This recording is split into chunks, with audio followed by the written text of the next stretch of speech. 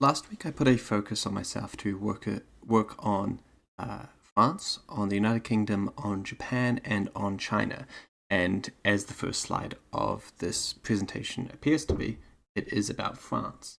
Now, during World War II, France is in a very interesting position, being a superpower, having a poor economy, and also being, I guess, the major target of German aggression just 3 years later, removing the president and having it replaced with the Speaker of the House, I believe, just to have a leader take over about a month or 2 months in, can certainly change the trajectory of France's, I guess, journey. Now, trying to look at, I guess, the succession line of France's president, every time that there seems to be an acting president, the power does not remain long in that acting president, which means that France is likely to open with the first decision picking what path France is going to go down for the rest of the game, which is very similar to how base game Hoi 4 works anyway, but to try and do this in a way that is fun and doesn't feel as though you are closing many doors, I have a few things to show. So in 1936, there was 4 people who we'll get to that is likely to be the next president before, I guess, the next election, which would be in 7 years. So in 1936, we'll go through them all. So this is Marcel Chachin, I think. I don't know how to speak or pretend to speak French or even in a French accent, but this is the authoritarian communist. Having him elected in January is unlikely, very unlikely. However, you got to put communists in the game. Now, if he gets elected in January, obviously the next elections won't be until the war starts, halfway through the war, and even then might not even happen at all if France collapses. So what does Marcel do during his reign? So obviously the empowerment of the Popular Front actually having made ground within French politics is great for socialists and left-leaning people, albeit from someone who looks to the Soviet Union for inspiration is not entirely great, but at least a fascist isn't in charge. A move that I want to do is very similar to when, I guess, the more conservative, I guess, presidents and prime ministers were in charge of France, which is instead of banning the Communist Party, they're going to ban, I guess, the ultra-conservative parties, which is obviously going to lead to protests, unrest, and just, I guess, not a great time for France. However, everything seems to be, I guess, good for if you're a socialist supporter. I want to introduce the bad side of socialism. Now, already having an authoritarian communist in charge who looks to the Soviet Union is pretty bad, but if you remove all the conservatives from your country, the most conservative people tend to be the wackiest if they're socialist aligned. Now, you might know who this guy is. This is Marcel Diet. If you've played Kaiserreich, he is one of the totalists. He's a in his life, he did start as a socialist, but he had more and more nationalistic tendencies as time went on and eventually associated himself with fascists. He ran sort of the neo-socialists, which is just him doing national socialism, but in France. Having, I guess, the only other form of socialism be represented in an authoritarian state being, I guess, fascism. I think it's interesting to put this boy in charge. You know, a nice nod to Kaiserreich, and also fun to have with, I guess, playing with French national Bolshevikism, I think is fun too, depending on the direction that when we get there. Now, of course, I do want not just it to flip into just, I guess, the French Commune from Kaiserreich. If authoritarian communists are going to get rid of democracy, that means a conservative authoritarian opposition has to appear. Now, this person here is Charles Moraes. I think, again, don't know how to pronounce anything in French. pretty influential guy in French monarchist restoration. If if a if a if a communist king can run a country, why not a Bonapartist or an Orleanist or a legitimist? We'll get into the specifics of what monarch he'll, elect in a run, but that's obviously for the future when I actually add some of the French stuff into the game. Just your major opposition, if electing the communists, the hardliner communists first, is that you are going to have to deal with fascism and monarchism and see where you go from there. Now, on the other side of the fence is Pierre Laval, who I think, are a bit more familiar with. In Hearts of Iron 4, if you do the National Union or go down that path, he is the guy that represents it, and then you can, I guess, elect fascists, monarchists, the ultra-conservatives in base game. Now, Pierre Laval, he banned socialism when he did have power eventually, and so just continuing that, if he's the one elected, should continue that train. Now, of course, when he banned communism, a lot of the communists fled the country as not to be persecuted by the government. Now, Laval, over time, he started as a socialist. A lot of people did in the 1910s, 1920s, but as time went on, he became a nationalist, or at least had nationalist sympathies. So getting rid of communism, being a bit more, I guess, pro or sympathizing with fascism but not really embracing it, does obviously lead to a much more greater far-right presence in French politics. Now, this is very similar to the previous path. The communists take path, get rid of the right wing. The communists are everywhere and in different, flavors.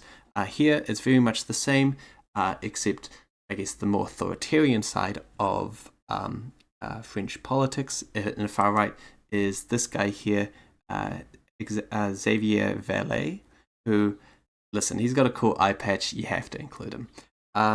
He's also a very wacky, I guess, guy. He's pro-fascism, anti-German, which is not that uncommon. He hates Protestants. He's pro-Catholic. He hates Freemasonry. He hates the Jews. He is he wanted to, I guess, unite France, Italy, and Spain into its own alliance.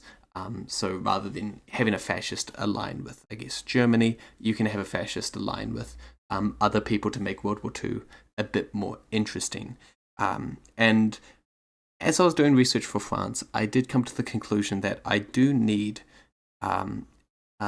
opposing people on all sides of the spectrum, Democrats who dislike Democrats, fascists who hate fascists, and communists who hate communists, just so that a World War II is inevitable and that the game is actually fun. And this is, apologies for that, this is in part the justification for putting Valet in charge here. Now, of course, on the other side, we can't just keep putting nationalists in charge. There needs to be opposition. This is André Breton. He didn't really embrace anarchism until after World War II, but creative liberties allow me to, I guess, bend the ideologies of people, and particularly if a larger far-right presence in France is going to occupy a bit more, why not just speed up this little painter and writer's, ideological journey and be, I guess, the face of anarchism for the time being. It is really hard to justify having French anarchists in 1936 or just before World War II, really. And this is the closest that I can, I think, justify it in this context. Now, of course, the Democrats of the 1936 elections is Albert Bidot, again, don't know French, and of course, Louis Marine. Now, having the Democrats in charge does mean that we aren't going to see, I guess, a radicalized society. Of course, protests against fascism, protests against communism, but it's not going to, completely dismantle the democratic process. Not fully.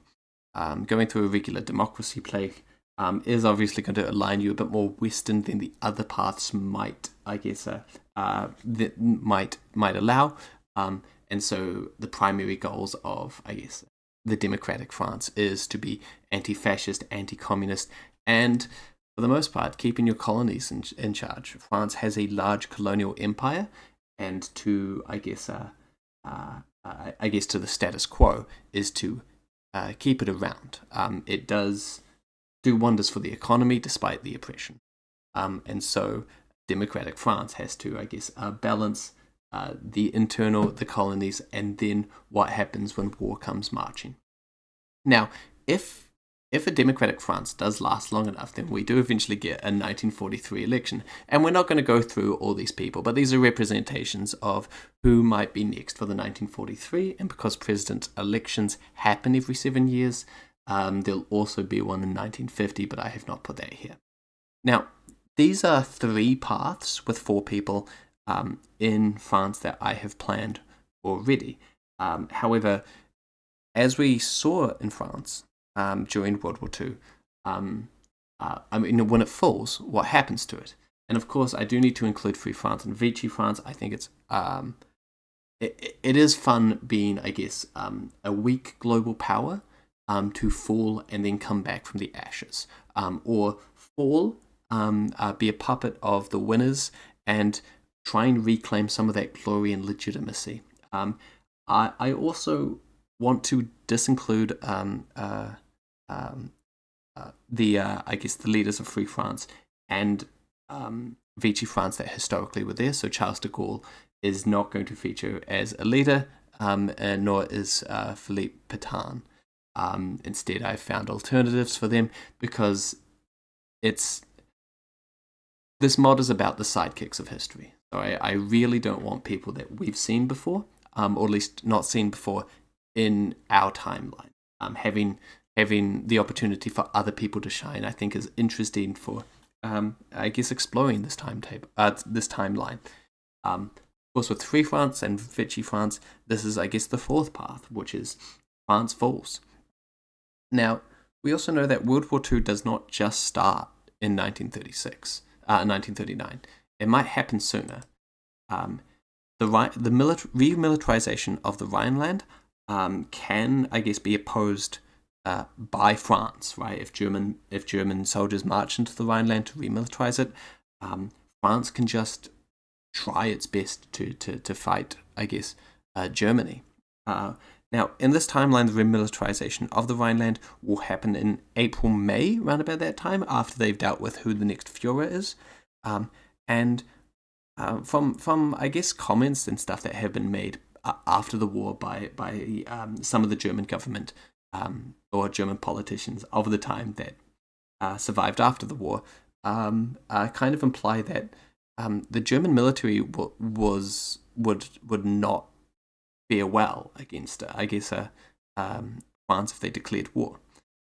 So rather than turning, I guess, the War of the Rhineland into a one-sided war, I don't think the French people also want a war in 1936. Most people, I guess, don't really want a war, and it's a surprise, I guess, war anyway. So, again, apologies for that. So while the militarization of the Rhine is can lead to war, I don't want it to lead to World War II. I want it to be a conflict that will eventually lead to the reasons why World War II can happen. And so more or less it will be a 4-month conflict where, depending on the outcome of that conflict, may even change French politics going forward as well. Basically, I want there to be a lot of paths for a lot of countries, just so that when you play the game, it feels different every time. And I don't want it in a way where it feels like one global power is beating another until the time that the war happens. So, here's a flowchart. You can't read it because it is quite large, but these are the 5 paths that I went through, which over here is the remilitarization of the Rhineland, authoritarian communists in charge, Democrats in charge, authoritarian conservatives in charge, and Free France and Vichy France. Good luck trying to zoom in. You will not be able to read this. The problem is I made the flowchart a little longer. Some names on this chart also appear multiple times. but this is, I guess, the most ambitious, draft that I have, and it is, of course, subject to change. Now, what about the other countries I've been working on? I've spoken a lot about France already. So what about the other countries? Well, I didn't work on them. I've been a little busy this week, and I would have loved to show, I guess, the implementation of what I have done in game, but it's mostly been, ideas on paper. I have ideas of how Japan might go for up to May. When Nanjing sort of is established as a country, and what direction of the Japanese government might be. But I've only thought of like 2 ideas for this, and also how the United Kingdom's government can certainly exist in the way that it can, where it's just had an election, it's lost its leader, and now there's a dude in charge. And I mean, the succession crisis is, of course, not succession crisis, it's the abdication crisis, also becomes, I guess, a big part of English politics as well, and what that might lead to a snap election. But I didn't work on anyone but France. I don't have any other ideas written down for them. Mostly everything else is in my head. So next week's goal is to literally do anything. Even the most simplest goals that I am working on right now.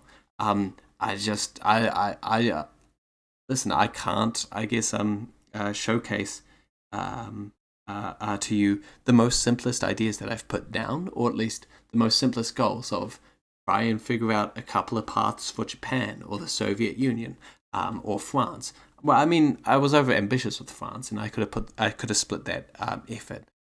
But I have, in essence, planned every outcome for France going forward, with minor exceptions, of course.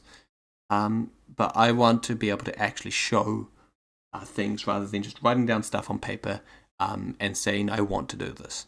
So next week I'm going to have literally anything to show in game. At the moment it's just ideas and it's just France. And of course I'll apologize as much as I can. So I know this is a little bit of a shorter one. There's not really much I can show, but I do hope that this documentation does, I guess, spark some joy for what the direction is of at least one of the Western, I guess, superpowers of the game, and an idea of how I want to sort of have, I guess, a branching timelines based on just the simplest of things to happen. So thank you so much. I'll catch you next week.